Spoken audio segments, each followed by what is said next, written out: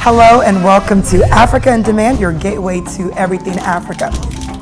I always like to make sure that people know that our guests are also credible people that are speaking to something that they've not only studied but also experiences you've been to. So. Most of the discord comes from just a misunderstanding. Don't give excuse to things that you are supposed to be doing. The truth is really finally starting to come out. Africa in Demand, your gateway to everything Africa.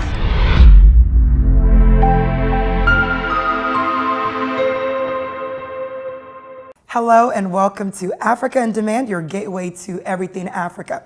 I'm your host, Bisi, and today we're going to be discussing relationships, all about attraction, what makes the union work, and how to keep the fire alive. Joining me today is one of my longtime friends.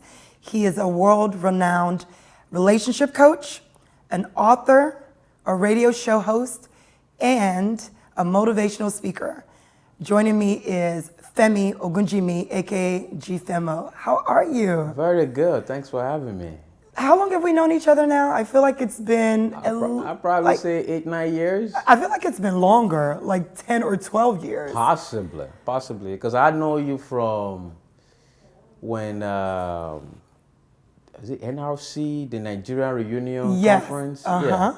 And then I remember when you first started your radio show. Yes. And that's about 9 years ago. That's been a while. Yeah, Yes. so about 9 years. And you invited me on. I can't remember what we talked about, but I know we had fun. Something great, obviously, right? And you have just skyrocketed. I mean, first of all, congratulations on your many success. Thank you very much. I follow you. Oh. And I've seen that you're doing big things from, what I just told our audience, motivational speaker. You're an author. You've written 2 books. Yes. And you now coach people on how to keep their relationships, going strong. Right. And you've been married how long now? Coming to 6 years in December. 6 years. Congratulations. Thank you. Appreciate it. And so, we're here to talk about relationships, right? Yeah. So many people, I think one of the hardest relationships to have are marriages. It's true. It takes a lot of work, right? It does. And the reason why it takes a lot of work is most people, they've been bachelor or been single all their life. And when they now come into a relationship, it's hard to understand, okay, I have to change my single habit. Yeah. I have to make sure that I'm cognizant of the other person's behavior, attitude, personality. Yeah. And I have to make sure that I blend my lifestyle, their lifestyle together and make this relationship work. That even the way you said it just lets you know why it could be so complicated. However, it's also a beautiful thing, right? When you're able to make all of that work. It is. So, before we get into the depths of the relationship, I just kind of want to touch on how you got to this place where you are now. Let's first start with your radio show, right? So what was the focus of your radio show before it started to kind of shift a little bit, and what happened to cause that shift? Whew. Wow, you're taking me back to 2008. Yeah. Prior to becoming a relationship coach, motivational speaker, I was once I don't want to use the wrong word here. I would say playboy. That's the word you were looking for. I was a playboy, and I used to throw a lot of parties. And I met a lot of women that wanted to be part of, the lifestyle and the image as well. And I remember one day, a friend of mine, we were driving to DC for a party. And we got to the club, and during the whole party scene, there was a young lady that I met, and one of my friends was talking to her. And in my own mind, I knew she was just about to get played. I knew that. Wait, by who? But I can't. By the guy, but I can't say the name. Unnamed guy, right. Unnamed guy. So I was at a party, and then this guy was talking to this young lady, which I knew by that time that she was just going to get played because she gave the guy her number. So after the party was over, I was driving back home with my friend that we went to the party together. And I was just telling him, I said, look, man, I think I'm just going to change everything now. And he was asking, what do you mean? I said, I'm going to start a radio program, and I'm going to start sharing all the games that men play so that I can help the ladies. Okay. And the guy said, that would be nice. And I think that actually changed me as well. So, what about the situation that you saw made you want to do something to help the ladies versus, let's say, helping the fellas? It seems like, guys stick together, the ladies stick together. Right. What did you see that made you go, you know what? I feel like we need to help these ladies out here.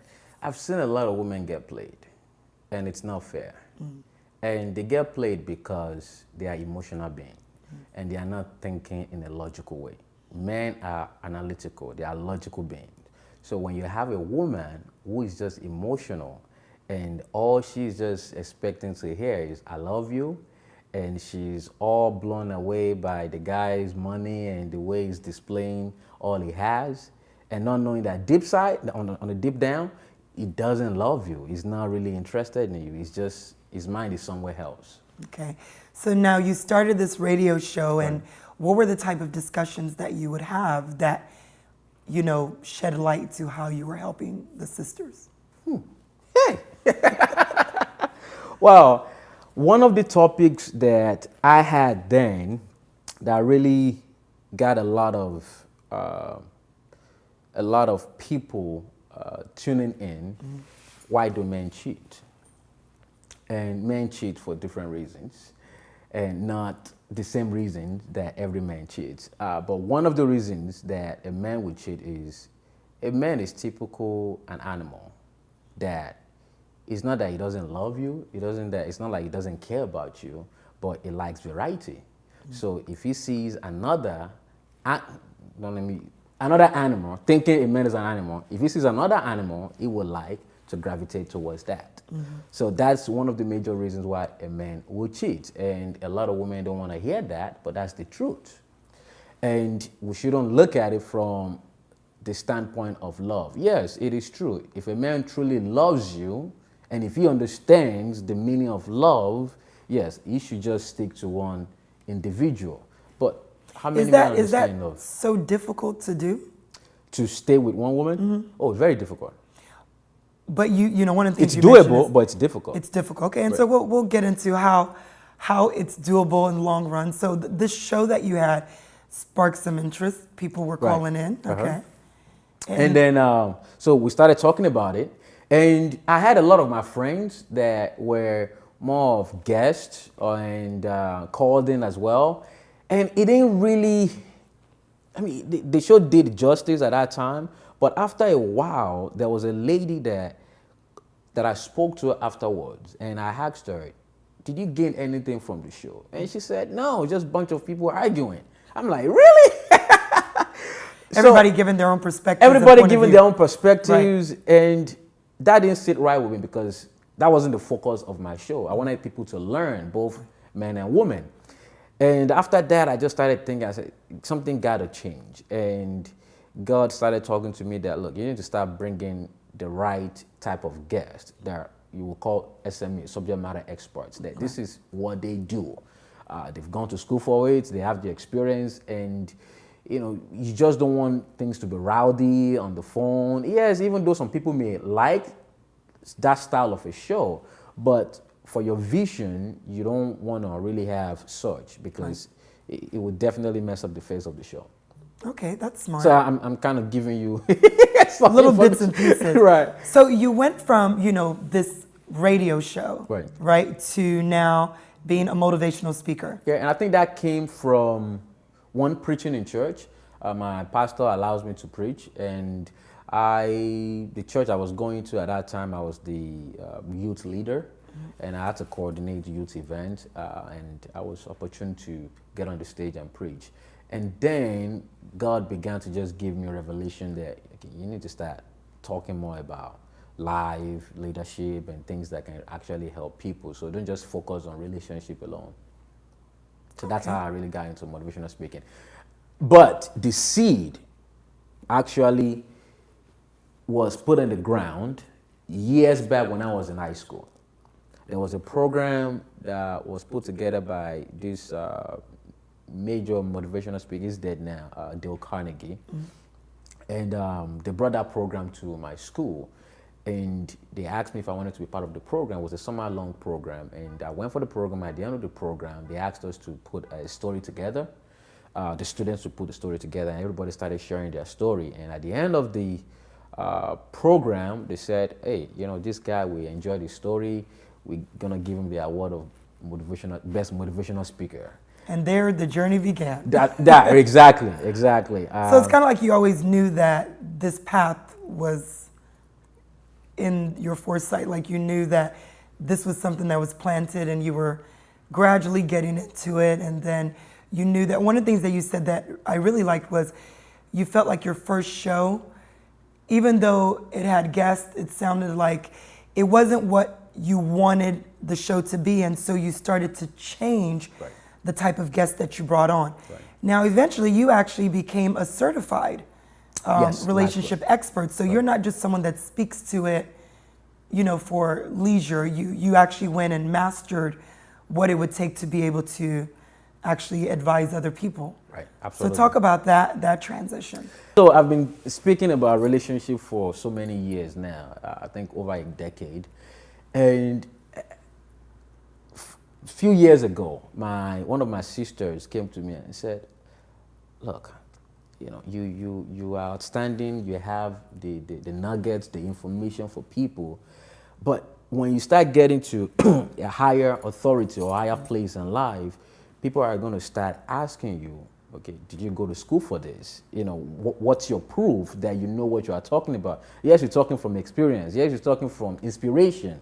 But there has to be something more in a secular arena that can really back you up." So I went for the certification, becoming a life coach. And then after that, I just started my doctorate program, Doctor of Education, which focus on marriage and family counseling. That's good. So now I'm in school. So this is an expert we're speaking to here, not just someone that's talking about it, which is great.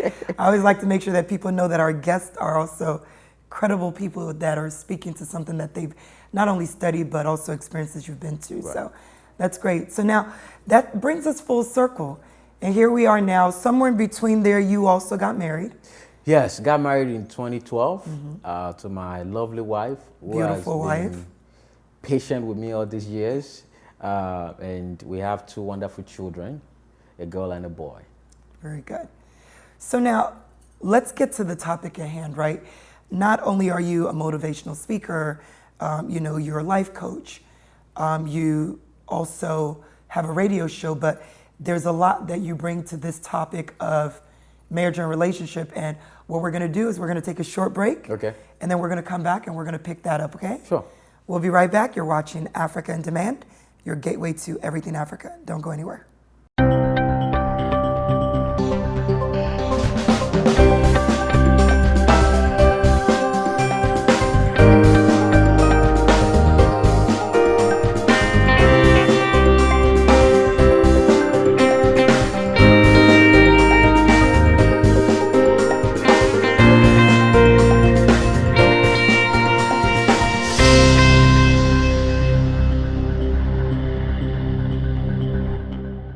Welcome back to Africa in Demand, your gateway to everything Africa.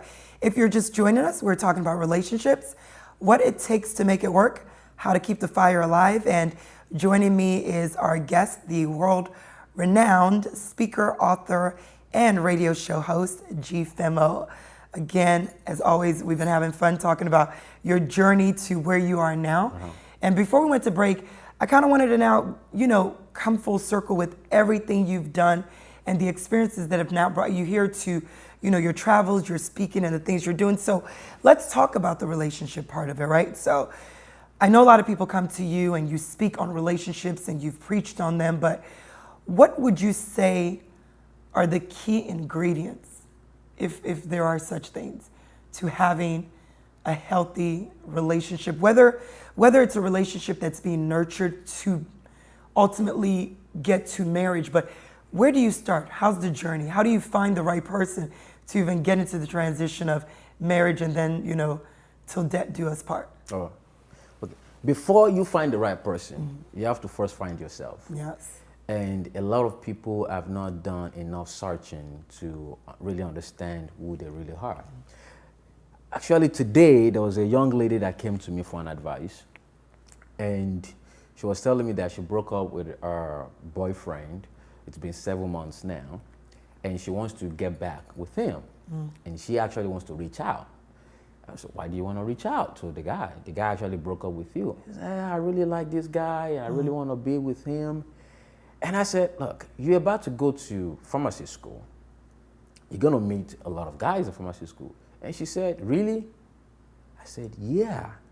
But after talking to her, it just dawned on me like, wait a minute. I said you're going to meet people there. And you are telling me, really? But you were once in college. Didn't you meet people in college? Now, what came to my mind is she didn't love herself that much.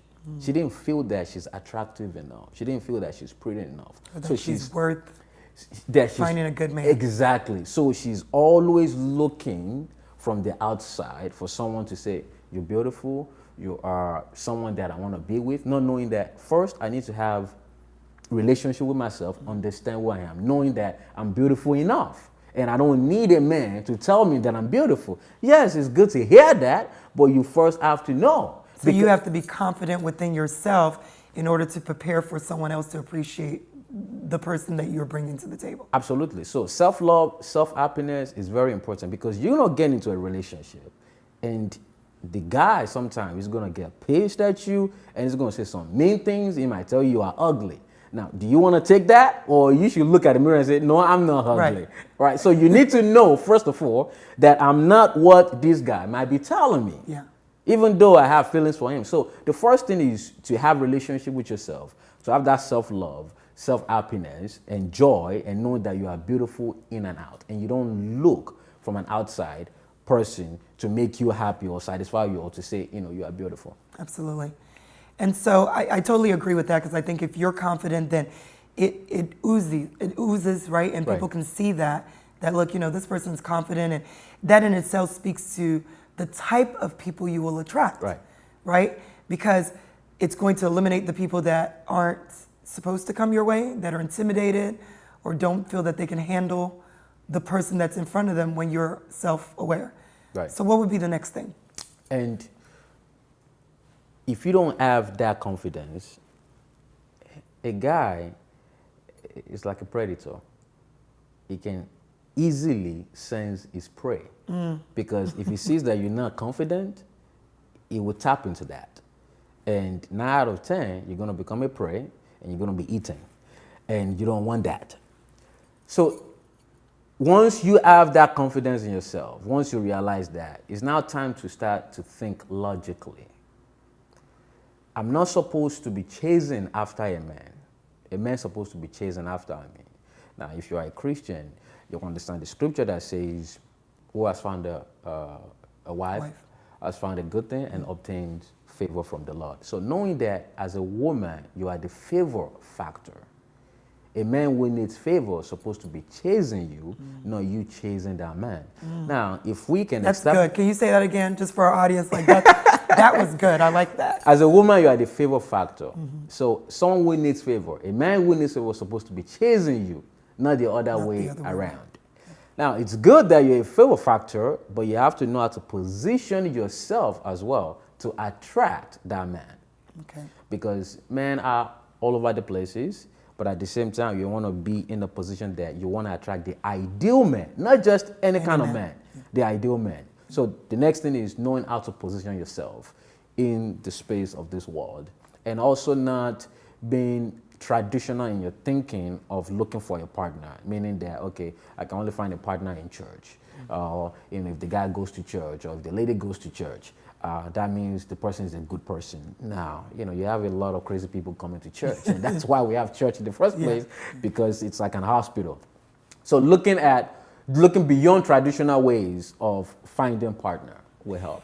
It's funny that you say that, because one of the things that I find, when I am speaking to people, or that I've even observed, when I was initially dating, now married, is that sometimes if you don't have that self-awareness, you're going off of what you see. It's like everyone's in a relationship, so you want one. Everyone's getting married, so you want one.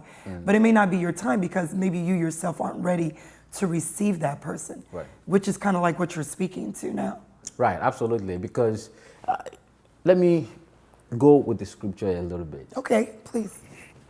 When God established the relationship, the marriage between Adam and Eve, they are like the prototype. Before God gave Adam Eve, there were a couple of things that happened. God gave Adam the garden, which is job. Here's your job, here's your purpose, tend the garden, make sure it grows.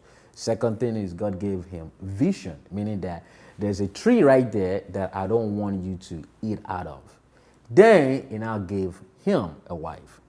So if you are a single lady, and as a man too, thinking about explaining it, there are a couple of things you must have before you say, I want to jump into a marriage. As a man, you must have a job, you must have vision. If you don't have a vision and you expect this lady to be submissive to you or to respect you, what are you expecting the lady to come in for? There's no mission, there's no vision, there's no work for her to do. So that means she has to go on her way. As a matter of fact, let me give you this idea. So, insight. In the Bible, talking about Adam and Eve, God gave him the job, right? And God gave him the vision. Now, and we now know that Eve went out to start looking at the garden, and then she got tempted. You know why she got tempted? Why? Because Adam got a job, got a vision, but it was not involving her. So she wasn't doing anything. She was idle. So you have a lot of ladies nowadays. They are idle. They are looking for a guy who has, six pack, six figure, making all the money, has a good job. But what are you doing as well? So you got to have something. And if you don't have something as a man, you must have something for the lady to kind of work with. Yes, we have some ladies that want to be stay-home mom. It's nothing wrong in that. But nowadays, you have people that are making money, even being stay-home moms. So don't just stay at home and say you are taking care of kids. There are so many people taking care of kids and still making money and bringing money home. So I just wanted to flesh that a little bit. Okay. So now, when you say, the first thing is obviously be self-aware, be comfortable in your own skin, love yourself, and then prepare yourself to be ready for the right person to come along. Right. And, we're speaking both on the man and the woman's side. Right. Now, with the woman, we've spoken about a lot of things that maybe women don't do right before they say that they're looking. Now, how about on the man's perspective? You mentioned, obviously having a job and having a vision before you now say you're ready. So now we know what position both people need to be in. So now you finally get into this relationship. How do we make it work? How do you start to get to know that you and that person are the right fit for each other? Okay. So knowing you are the right fit starts before you guys get married. Before you get married. First thing is friendship, right? People kind of skip that stage. And friendship is very crucial. It's like the foundation of your relationship. Yes, we have God in the center. But after God, you want to establish that friendship. Because when challenges begin to happen, when troubles begin to come around, you want to have something you can fall back to. So that I can have a dialogue with you. You can have a dialogue with me about whatever is going on in your life personally or in our lives together as a whole. So friendship is a major stage that people are supposed to practice and go through before they now skip to, okay, now we are dating. Okay. Because after friendship, you now start to focus on that person. That, okay, I think I like this guy. I think I like this lady. We may have some few things in common. And then maybe the dating might take 6 months, 1 year, 2 years or so. And then from there, you now become quote unquote boyfriend and girlfriend. Okay, so we're going to take a pause on that note. We're going to take a quick break and we will be right back speaking to G Femo. You're watching Africa in Demand.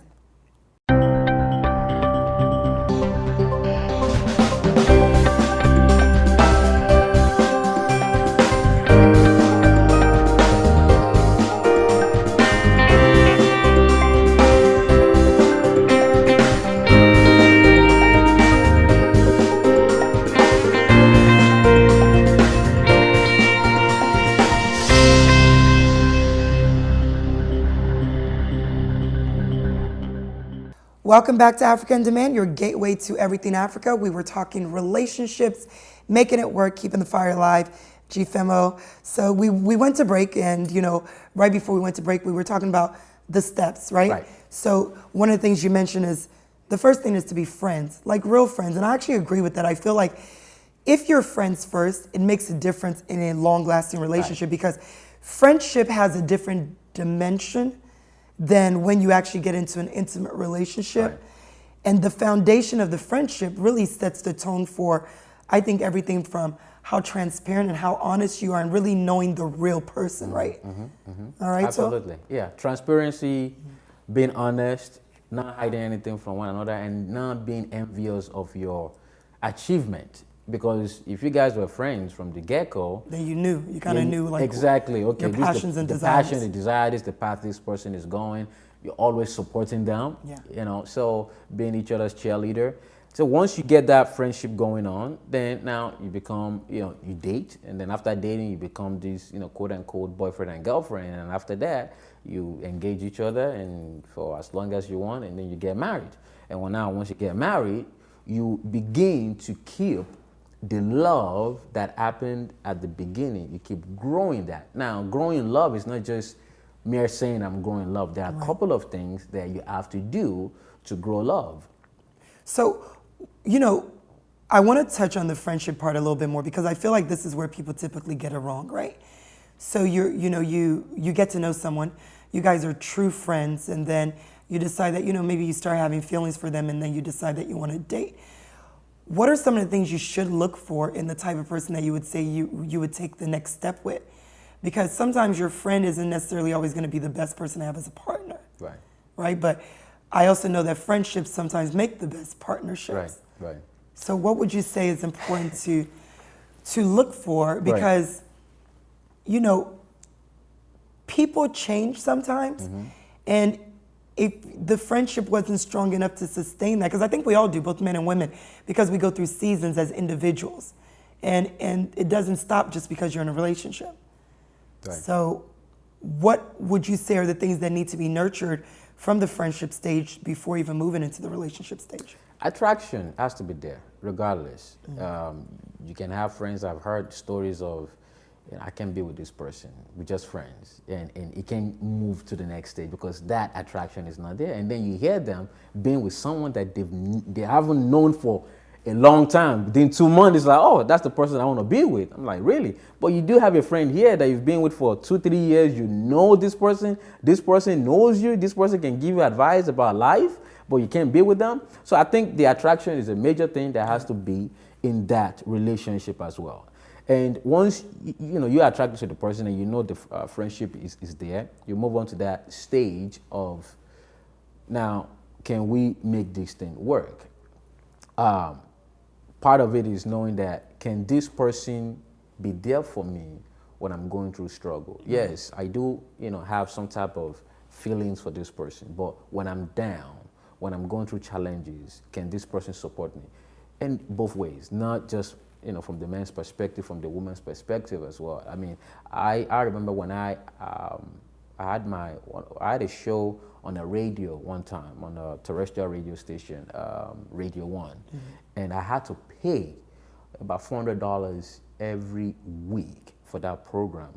And I remember one day I was broke. I was not even married to my wife yet. We were not even engaged.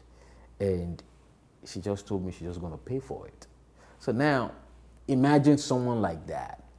She believed in you. She believed in me. She believed in my vision. She supported me. So why wouldn't I want to get married to such?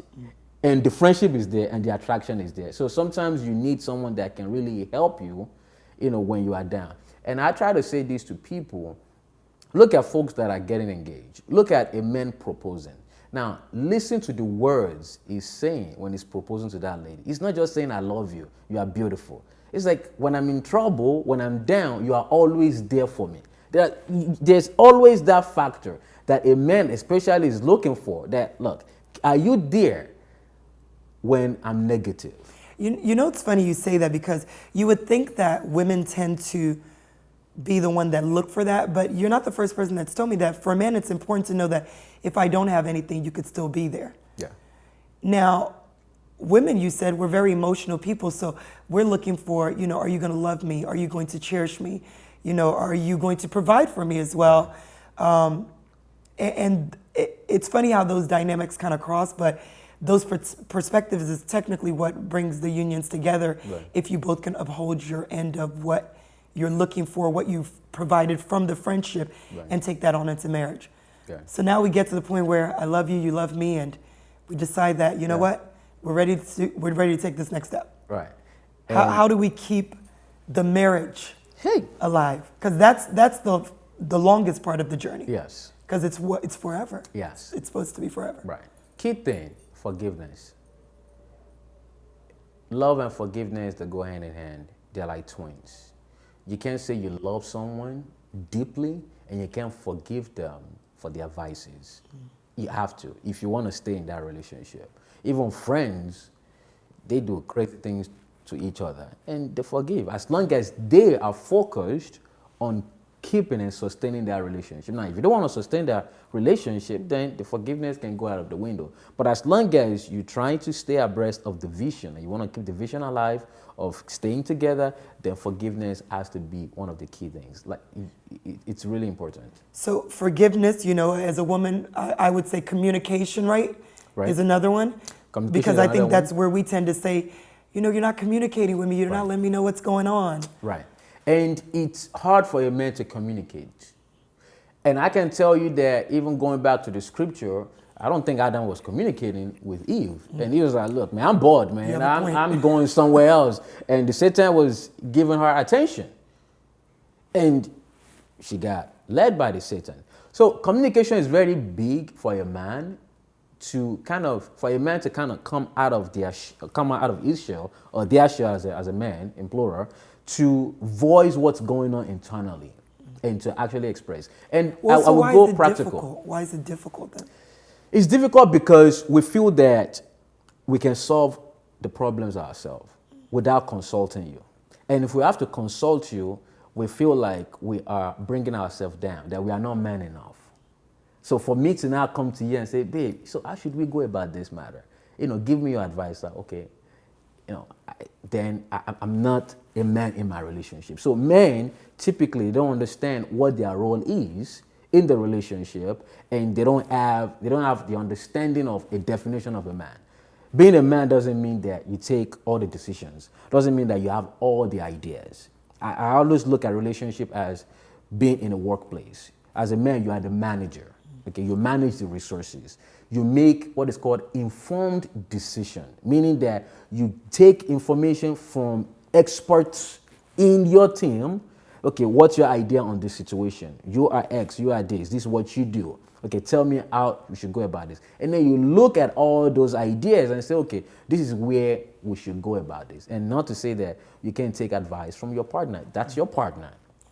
Yep. And so a lot of times, you get married and people kind of drift apart. What are the things you would say are important to also making sure you keep the fire that started from that friendship to that dating alive? Don't make too much excuse. For an example, sex is a major ingredient part of relationship from a man and a woman's perspective, both together. Don't make excuse that I'm fasting. I can't make love to you. Okay, are you gonna break or not? And you also have to keep your partner in the loop before you fast. That's what the Bible says. Before you do this, make sure that your partner agrees to it. If your partner does not agree to it, then don't do it. There's no point fasting. So I think not making excuse of man, woman about fasting, sex, or things in general. Don't say I'm tired when you are really not tired.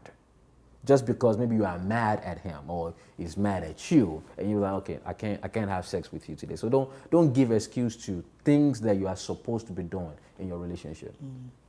That's good. I think that we could talk about this topic all day, every day, but I want to end on a high note. Give us 3 things very quickly that you would say people should add to their relationship to make sure that they keep the fire alive. Spend as much time with each other. Take vacation. Very, very important. And vacation doesn't have to be costly, and it doesn't have to be a long vacation. It doesn't have to be a week, maybe weekends. Just go to an hotel somewhere that you can just spend $100 just away from the actual environments that you guys always breathe in and out. Okay. So it's always good to do that. Pray for one another. Yes. It's really important. Prayers will definitely help the relationship. Okay. Exercise a lot of patience. Okay. If you cannot have patience with your partner, that relationship is not gonna sustain for a long time. Femi, it's always a pleasure. We have to keep this conversation going. Thank you so much for joining us. And, as always, you guys let us know what you thought about the show. And Femi, just tell people where they can find out about you. I know you do a lot of speaking engagements. Where can they follow you? Where can they find out about you and contact you if they need to? So I'll just make it easy. Just go to my website, gfemspeaks.com. It has all my social media handle. I have articles. My book link is there as well. And if you need to reach out to me, there's an email contact that you can reach out to me. Yes, and your book right there. Let's quickly show them. Revelations of Relationships. Revelations of It's Relationships. the second edition right here. It's on Amazon. So go on Amazon, go get yourself a copy. Yes. And the third edition will be out very soon by God's grace. Very good. As always, been a pleasure. Thank you guys for watching Africa in Demand, your gateway to everything Africa. We'll see you next time.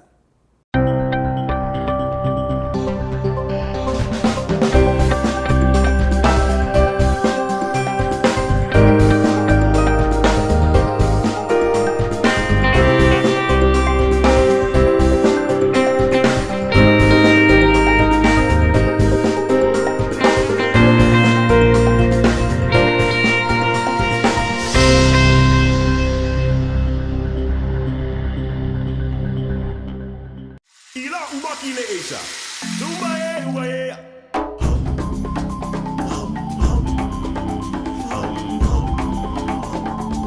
Zumba oh pagoda. Dea oh pagode. Mega dose, oh megole.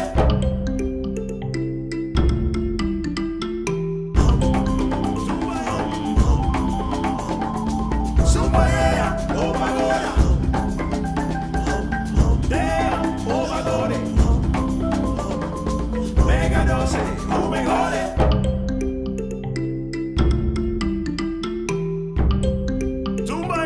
Zumba, yeah.